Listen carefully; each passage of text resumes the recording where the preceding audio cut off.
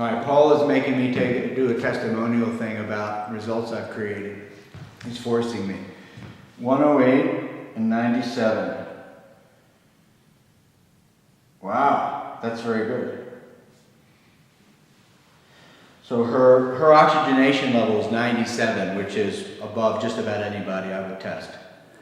92 would be good. Great. 93, super great. She's 97. So some of these changes in breathing and psychology that we've been doing help to result in that. Pulse is high though, because she's nervous, because she's a star. The testimonial was this, that I was explaining how when people have results, the greater the result they have, the less they want to say somebody else helped them to do it. So people isolate themselves. They don't let themselves get help.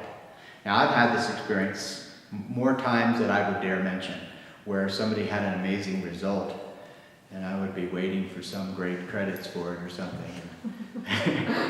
Which, that's my problem, right? But, and it wouldn't happen. Well, I want to give you an example.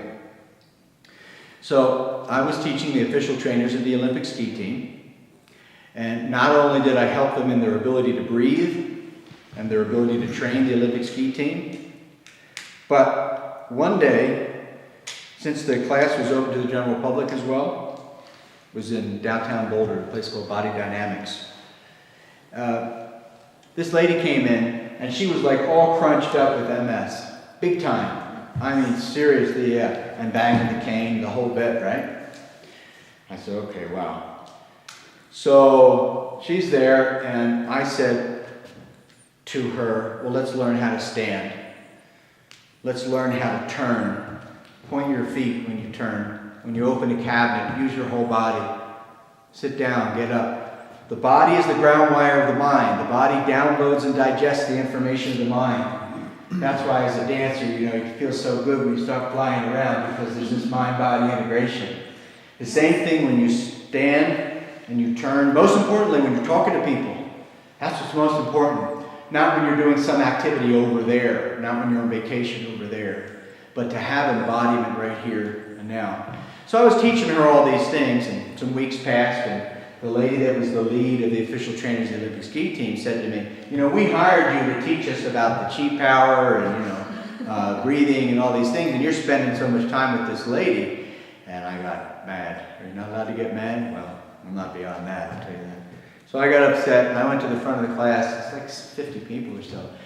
And I said, I heard that there's a lot of talk about me giving too much time to the lady that has the MS and the difficulty.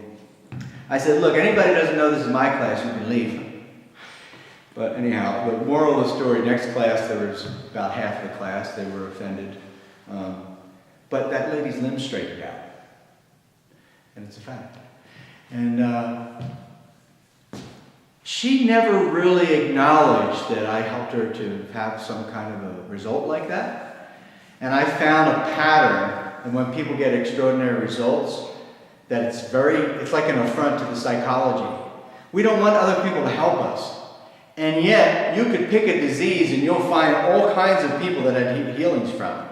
So look, the possibility for psychological refinement and becoming smarter and physical healing is through the roof. But we have to be receptive to actually be mentored. I mean, that's the only hope I have for my future in life, is to let other people teach me, not to be the teacher, actually.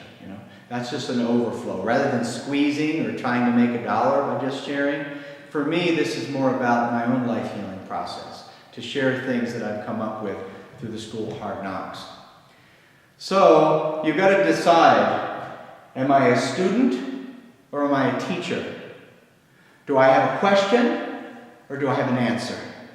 If you stay in the place of being a student, you stay in the place of being receptive, you will morph into a greater version of yourself again and again and again.